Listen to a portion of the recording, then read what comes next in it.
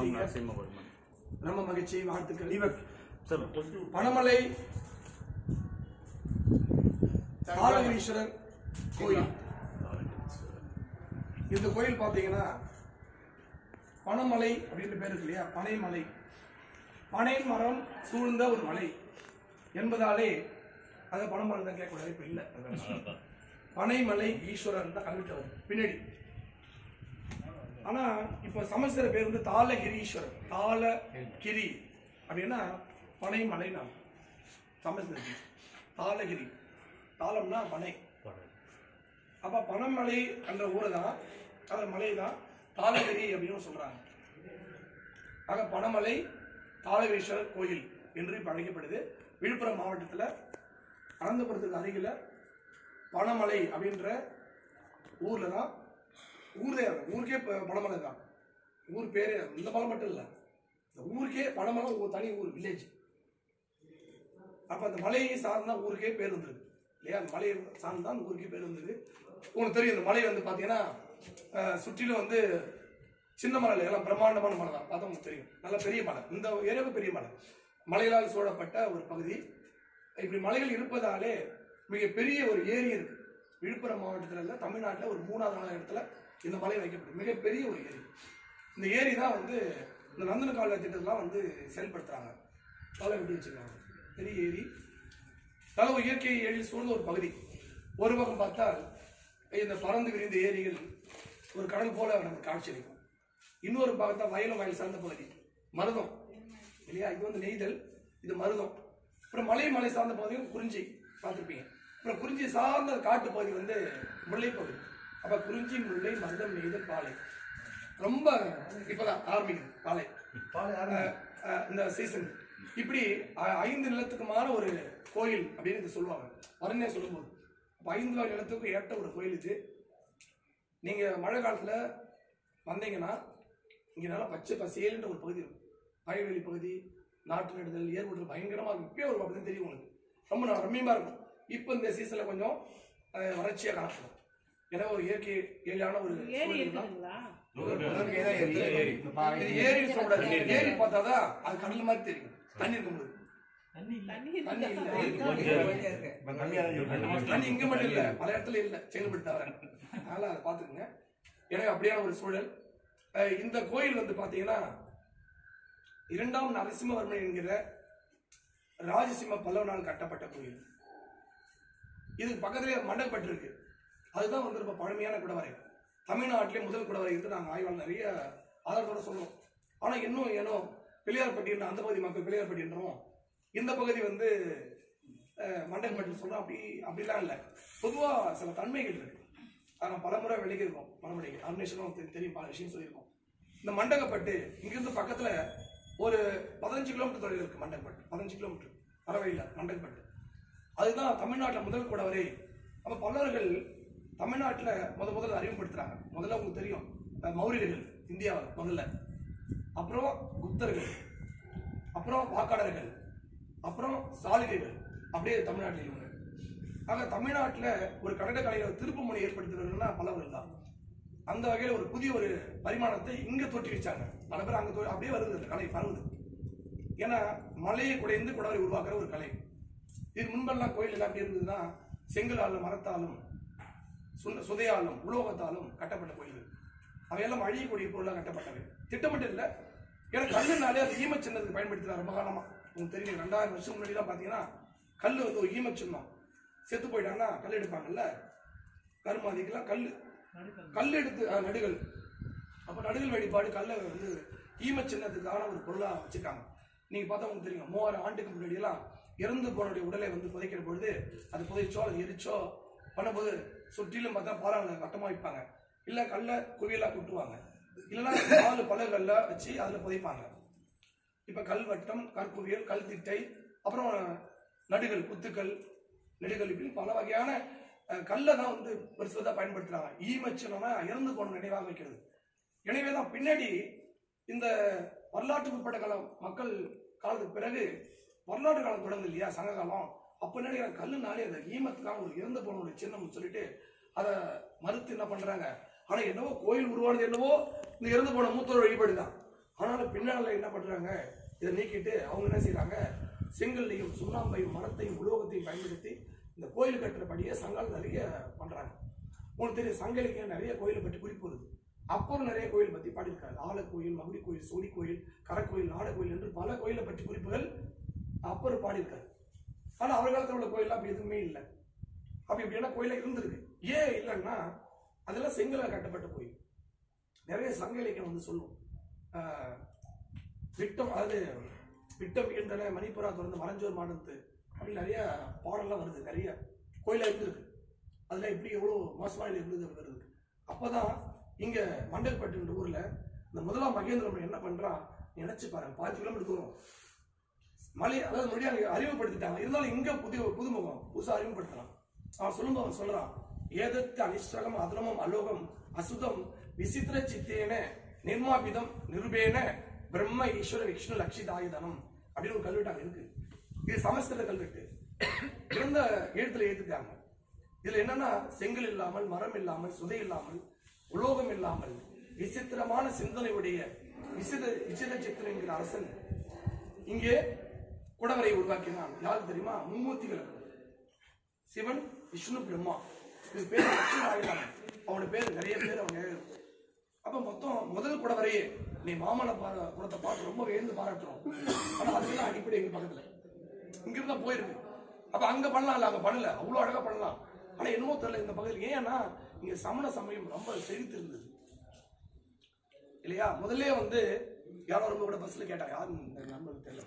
அவ இந்த முதலாம் மகேந்திரவர்மன் முதல்ல சமணத்தை தழுவினான். அப்பொழுது கம்மன் இருந்தான். சமணத்தில் சைவத்துக்கு மாறுகிற பொழுது அவன் எங்கெல்லாம் சமணம் இருந்தது அங்கெல்லாம் என்ன பண்ணியிருக்கான், இந்த குடவரைகளாவோ கோயிலோ மாத்திருக்கான். அது நிறைய ஆதாரங்கள் இருக்கு. குறிப்பா பாத்தீங்கன்னா இங்க தலான ஒரு ஊர் இருக்கு பக்கத்துல, அங்க மலைக்கு மேல படுக்கிறது கீழே வெளியிருப்பான். இப்படி நிறைய மாற்றங்கள் பண்ணியிருக்கான். எனவே இந்த பகுதியெல்லாம் மலைகள் சூழ்ந்த ஒரு பகுதி. இங்க சமண துறவிகள் அதிகமா இருக்காங்க. அப்ப சைவத்துக்கு வரணும் அப்படின்னா அந்த மலையெல்லாம் தேர்வு செய்து என்ன பண்றான், குடவரை உருவாக்குற ஒரு பணியை செய்யறான். அதனாலதான் கிட்டத்தட்ட தமிழ்நாட்டை பத்திலாம் 14 குடவரை உருவாக்கி இருக்கான். இந்த பக்கம் பார்த்து தெரியும், மண்டல்பட்டு, தலவானூர், மாமண்டூர், வல்லம், இந்த மாதிரி திருக்கழுக்குன்றம், திருச்சி, பல்லாவரம், இப்படி பல இடத்துல உருவாக்கி இருக்காங்க குடவரை கோயில். அப்புறம் அடுத்த நிலை என்னன்னா ஒற்றை கற்கோயில். ஃபர்ஸ்ட் குடவரை மலையை அப்படியே குடைஞ்சி பண்றது குடைவித்த கோயில் நம்ம சொல்லுவோம். ரெண்டாவது செதுக்கி வைத்த கோயில், உள்ளேயும் வெளியேயும்.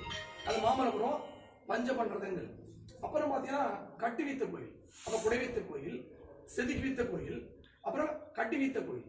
Structural temple, rock cut temple, monolithic temple, then structural temple. 3 type of temple. இங்க யார் பல்லவர்கள் பண்ணது. அப்புறம் கடட கோயில், அது யார் முதல்ல பண்ணது அப்படின்னா பரமேஸ்வரவர்மன், முதலாம் பரமேஸ்வரன். அவன் தான் காஞ்சிபுரத்துக்கு அருகில கூரம் என்ற ஊர் இருக்கு. அந்த கூரம் செப்பேடு தான் சொல்லுது வித்தி வினீத்த பல்லவ ஈஸ்வரம் அப்படின்னு சொல்லுது. அப்ப வித்தி வினீத்தம் என்கிற பேரில ஒரு கோயிலை கட்டினா அப்படி செப்பேட்டு வருது. ஏன்னா மலையாங்க இல்ல, செங்கல் இருக்குது, செங்கல் பத்திலாம் வருது. அப்ப அவன் வந்து என்ன பண்றான், செங்கல் கல்ல கலந்து ஒரு கோயில் கட்டியிருக்கான். அது வந்து கூரம் செப்பேடு தனியா இருக்கு. ஆனா அந்த கோயில் எல்லாம் அழிஞ்சு போய் அந்த ஒரு அடித்தள பகுதி மட்டும் பார்க்க முடியும். இப்ப புதுசா ரீகன்ஸ்ட்ரக்ஷன் பண்ணியிருக்காங்க.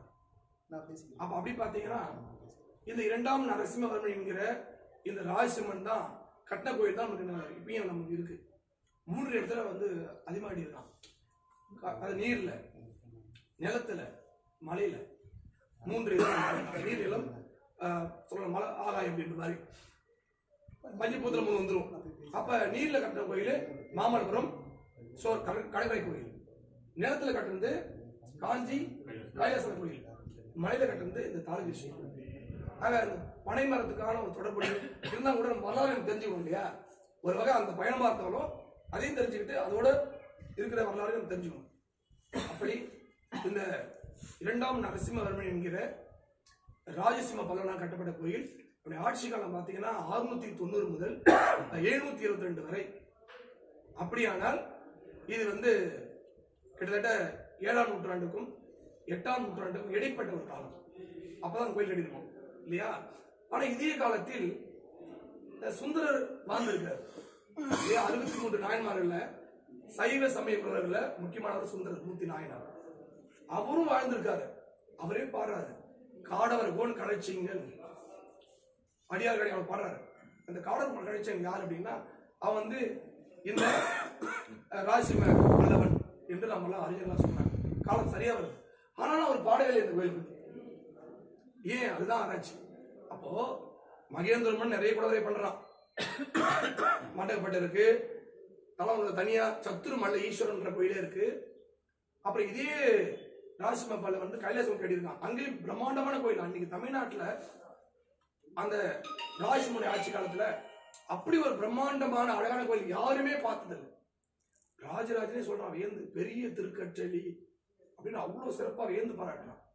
ஒரு மன்னன் சாணிக்க மன்னன் வந்து பார்த்து, இவ்வளவு அழகாக அந்த கோயில் எதிரி அவன் கைப்பற்றிய பொருள் எல்லாம் கொடுக்குறான். தான் முன்னோர்கள் கைப்பற்றவங்க சேர்த்து கொடுக்குறான். அவன் இவ்வளவு அழகான கோயில் அப்படின்னு பிரமிப்பா இருக்கு. காஞ்சிபுரம் கைலாசம் கோயில். ஆக இந்த 3 இடத்துல கட்டி வரலாற்றில் நீங்கா புகழ் பெற்றவன் தான் பல்லவ மன்னன் ராஜ்மன். சரி கட்டியிருக்கானே சார், நான் வந்திருப்பானா? அதுல என்ன மாட்டு வருது? நம்ம ஏறி வந்த மலை இல்லையா, நம்ம அப்படி சொல்றோம். இது இன்னொரு வழி இந்த பக்கம் இருக்கு. அப்ப ஒரு பல்லவ அரசனே சாதாரணம் கிடையாது. திருச்சி வரைக்கும் இந்த பக்கம் நெல்லூர் தாண்டி போகுது. இந்த பறந்துபட்ட ஒரு பகுதியை ஆட்சி பண்ண ஒரு பல்லவர்கள். அந்த பல்லவ அரசனே இந்த மலையை தேர்வு பண்ணி இங்க ஒரு கோயிலை கட்டியிருக்காங்கன்னா இந்த மலைக்கு எவ்வளவு, இந்த ஊர் பகுதிக்கு எவ்வளவு முக்கியத்துவம் பாருங்க. எவ்வளவு வளமான ஒரு பகுதியா இருந்திருக்கு பாருங்க. எல்லாம் வளமான கோயில் கட்ட மாட்டாங்க. அப்புறம் வளமா இருந்து மக்கள் வளமா இருந்தாதான் மக்கள் வளமா இருப்பாங்க. மக்கள் வளமா இருந்தாதான் சாமி வழிபடுவாங்க. இல்ல யாரு அங்க வருவாங்க?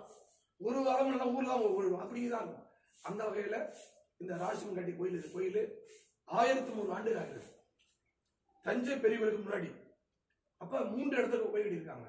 நம்ம சொன்ன காஞ்சிபுரம் கைலாசநாதர் கோயில், மாமல்லபுரம் கடற்கரை கோயில், அதுக்கப்புறம் வடமலை தாளேஸ்வரர் கோயில். இந்த 3 கோயிலும் அவன் காலத்தில் கட்டப்பட்டது. அப்பனா இந்த 3 கோயில் தான் நீங்க பார்க்கணும்.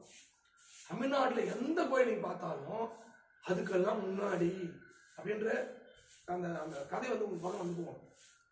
இந்த கோயில் பார்த்தாலும் சரி, மாமல்லபுரம் கோயில் பார்த்தாலும் சரி, காஞ்சிபுரம் கைலாசநாதர் கோயில் பார்த்தாலும் என்ன வரணும்? இந்த கோயில் அதுக்கு முன்னாடி அது முன்னாடி வந்துட்டே வரும். அதுதான் வர பயணங்கள் சும்மா செலப்பட்டு வரதா வந்த பயன் வந்து அதுதான். அப்ப பாருங்க, இதை பாருங்க அந்த கோயில. இதெல்லாம் வந்து 1300 வருஷம். நீங்க எந்த கோயில தமிழ்நாடு பார்த்தாலும் சரி, இந்த 3 கோயில் தான் கட்டட கோயில். நான் சொல்றேன் பழமையானது அப்படின்ற பார் வந்துட்டே இருக்கும் உங்களுக்கு. நீங்க எங்க நினைச்சு பாருங்க, 1300 வருஷம். இவைதான் பாடல் பெற்ற காலத்திலே 63 நார்மல் வாழ்ந்த காலத்திலே கட்டப்பட்ட கோயில்கள். ஆனால் பாடல் பெறவில்லை. காரணம் இது கற்கோயில் இல்லையா, ஈம சின்னத்துக்கான ஒரு கோயில் என்று ஒதுக்கி விட்டார்கள். நீங்கள் பார்க்கிற அத்தனை கோயிலுமே, இப்ப பனைவரம் பார்த்தோமா இல்லையா, அந்த கோயில் என்ன கோயில்? பாடப்பட்ட கோயில். ஆனா அவங்க பாட்டு பாடும்போது கோயில் இருந்திருக்கும். ஆனா அந்த கோயில் கிடையாது. அந்த இடத்துல கோயில் இருந்துச்சு. அது செங்கல் கோயிலாக இருந்தது. இது நிறைய ஆதாரம் இருக்கு. கருங்க ஒரு கோயிலோட பாடுபடல, ஒரு தேவன் மட்டும்தான் அது விதிவிலக்கு. ஆழ்வார் மங்களாசனம் செய்யப்பட்ட திருமங்கை ஆழ்வார் பாடிய வைகுந்த பெருமாள் கோயில் அதுதான். ஏன்னா 60 ஆழ்வார் வர்றாங்க, நாயன்மார் பாடவே இல்லை. அவர் வந்து என்ன பரமேஸ்வர விண்ணகரம் என்று பாடுறார். எனவே பாடல் பெறுகிற பொழுது அந்த கருங்கல் கோயில் இல்லை, அது பின்னாலே மாற்றி கட்டப்பட்டது அப்படின்னு புரிஞ்சுக்கணும். அப்ப 1300 வருஷம் முன்னாடி ஒரு பல்லவ அரசனாலே கட்டப்பட்ட பிரம்மாண்டம் என்பதை விட அழகான கோயில், தொன்மையான பழமையான கோயில். இந்த கோயில் என்ன சிறப்பு அப்படின்னா, மற்ற 2 கோயில்கள், அதாவது காஞ்சிபுரம் கைலாசநாதர் கோயிலும் சரி, மாமல்லபுரம் கடற்கரை கோயிலும் சரி, 2மே ஸ்டாண்ட் ஸ்டோன் மணல் கல்லால கட்டப்பட்டது. இந்த கோயில் இங்க கிடைக்கிற கடுமையான உறுதியான பாறை கொண்டு கட்டப்பட்டது. அது மணக்கல்லாம் ரொம்ப எளிமை, சிற்பம் செய்வதற்கு எளிமை, அதை செதுப்பதற்கு எளிமையானது. இது இந்த பகுதியில் கிடைக்கிற உறுதியான பாறையினால கட்டப்பட்ட கோயில். இன்னைக்கு கட்டலாம், சோழகாலத்தையும் கட்டலாம், இன்னும் பல்லவர் முன்னாடி காலம் இல்லையா. இந்த 1300 வருஷம் நான் சொன்ன 63 நாயன்மார் வாழ்ந்த காலம் சுந்தர வாழ்ந்த காலம், சமகாலத்தை கட்டுறாங்க இவங்க. ஆனா அவங்களாம் யாரும் பாடல. அப்போ இந்த கோயிலுடைய சிறப்பு என்னன்னா, 3 விதமான கோயிலை தோற்றுவித்த நம்ம சொன்னோம். குடகரை கோயில், செதுக்கி வைத்த கோயில், கட்டி வைத்த கோயில். இந்த கட்டி வைத்த கோயில்ல தமிழ்நாட்டுல 3 கோயில் தான் பழமையானது. நான் சொன்ன முதலாம் பரமேஸ்வரன் கட்டுறான் இல்லையா, அந்த கோயில் இல்லை, அது அழிஞ்சு போச்சு. ஆனா இப்பொழுதைக்கு தொன்மையான கோயில் தமிழ்நாட்டு அப்படி எடுத்துட்டீங்கன்னா இந்த 3 கோயில் தான் வரலாற்று ரீதியாகவும் கல்வெட்டு அடிப்படையிலும் ஆய்வின் அடிப்படையிலும் நல்ல கோயிலாக இருப்பது இந்த 3 கோயில் தான். இதுக்கப்புறம் எங்க நீ பார்த்தாலும் தமிழ்நாட்டுல அந்த கோயில் எல்லாமே பிற்காலத்தில் கட்டப்பட்டவையே. அது மட்டும் இல்ல, இடை சேர்ப்பு இது கிடையாது. இது அது ஒரு அதிசயம். பல கோயில் மாத்தி மாத்தி கட்டிட்டாங்க. இந்த 3 கோயில் யாரும் செக் பண்ணல, என்னன்னு தெரியல. கைலாச கோயில் அப்படியேதான் இருக்கு, மாமல்லபுரம் கோயிலும் அப்படியேதான் இருக்கு, இதுவும் அப்படியேதான் இருக்கு. எக்ஸ்டன் சேரலாம், ஆனா இதுல மாற்றம் யாரும் பண்ணல. கட்டணத்து கட்டப்படியா 1300 ஆண்டுகள் அப்படியே சேர்ந்த படி கொஞ்சம் இருந்தா கூட நிற்கிது. அதுதான் கூடுதல் தகவல். இப்படியா ஒரு கோயில். இந்த கோயிலோட சிறப்பு என்ன அப்படின்னா, இந்த ராஜசிம்ம பல்லவன் வந்து 3 இடத்துல கட்டினான்னு சொன்னேன். இதில் தனித்தன்மை என்ன அப்படின்னா, உள்ள லிங்கம் வந்து பார்த்தீங்களா, அது இந்த பகுதியான கல் கிடையாது. அது வேலூர் தாண்டி கர்நாடகா பகுதியிலிருந்து வந்துருக்கலாம். ஏன்னா கருப்பு நிற கல் வள இருக்கும். உள்ள போய் தொட்டு பார்த்தீங்கன்னா அது எப்படிதான் மிஷன் போட்டு, அதான் அந்த கல்லு நல்ல உறுதியான கருப்பு கல், அப்படியே பட்டப்பட்டியா தெரியுது.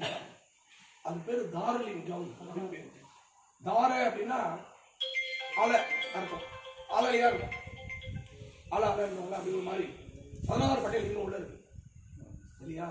மாமல்லபுரத்தில் லிங்கமும் உடைஞ்சு போச்சு, காஞ்சிபுரத்துல கொஞ்சம் சின்னதா இருக்கும், இது பெருசாவே இருக்கும் லிங்கம்.